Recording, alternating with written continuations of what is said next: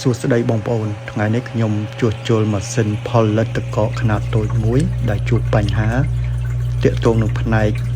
ទឹកហូរពីលើចុះមកក្រោមដោយបងប្អូនបានឃើញអញ្ចឹងទឹកដែលកំពុងតែហូរគឺពាក់កណ្ដាលមកខាងឆ្វេងគឺធម្មតាទេហើយម៉ាស៊ីនផលិតកកផ្ទាំងពីមុខហ្នឹងគេហៅ evaporator អញ្ចឹងគឺផលិតកកធម្មតាពីពាក់កណ្ដាលមកខាងឆ្វេងប៉ុន្តែពាក់កណ្ដាលមកខាងស្ដាំ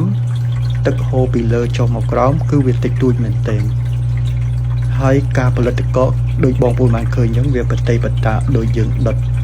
ភ្លើងទៀនកមួនវាហូរស្រក់អញ្ចឹងណាហើយទឹកហូរក៏តិចតួចខ្ញុំគិតថាវាស្ទះប៉ុន្តែម៉ាស៊ីននេះខ្ញុំលាងរួចហើយអាផ្នែកទឹកហូរពីលើចុះមកក្រោមវាមានរន្ធវាណាគឺលាងរួចហើយវាអត់ស្ទះទេឥឡូវខ្ញុំប្រាប់ពីដំណោះស្រាយដោយសារតែខ្ញុំឮសំឡេងចេញពីម៉ូទ័របូមទឹកនឹងនៅពេលដែលវាធ្វើការណាឮសំឡេងដូចប៉ះទង្គិចដូចមានកំតិចកំទីនៅក្នុងម៉ូទ័រនឹង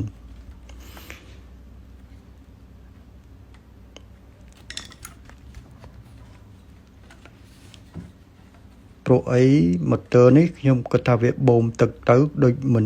វាអត់គ្រប់ណាវាអត់គ្រប់អញ្ចឹងវាបញ្ហាទាក់ទងនឹងម៉ូទ័រហ្នឹងហើយវាបូមឃើញថាទឹកវាខ្សោយហើយបានវាមកមានតែមួយផ្នែកខាងចាប់ពីពាក់កណ្ដាលមកខាងឆ្វេងអញ្ចឹងដូចបងប្អូនបានឃើញវីដេអូខាងដើមអញ្ចឹងណា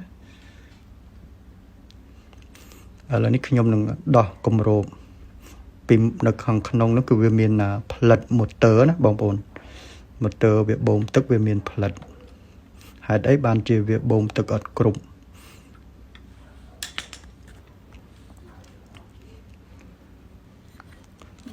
ដោយបងប្អូនបានឃើញអញ្ចឹងផ្លិតម៉ូទ័រដូចខ្ញុំបានប្រាប់ពីដើមអញ្ចឹងទៅឮសំឡេងកំតិចកំទីនៅខាងក្នុងហ្នឹងប៉ុន្តែអាផ្លិតម៉ូទ័រនេះគឺវាឆែបវាបែកអស់ហើយអញ្ចឹងបានន័យថាអាចចូលផ្លិតម៉ូទ័រហ្នឹងគឺវាស្រួយយូរទៅគឺវាបែកអញ្ចឹងហើយធ្វើឲ្យវាបូមទឹកអត់គ្រប់កាលណាវាផ្លិតវាបែកអញ្ចឹងសម្រាប់ម៉ាស៊ីនផលិតកកនេះដំណោះស្រាយគឺគ្រាន់តែដូរម៉ូទ័រថ្មីទៅគឺវាដំណើរការធម្មតាថ្ងៃនេះទៅបានម៉ូទ័រថ្មីមកដល់កំងគេ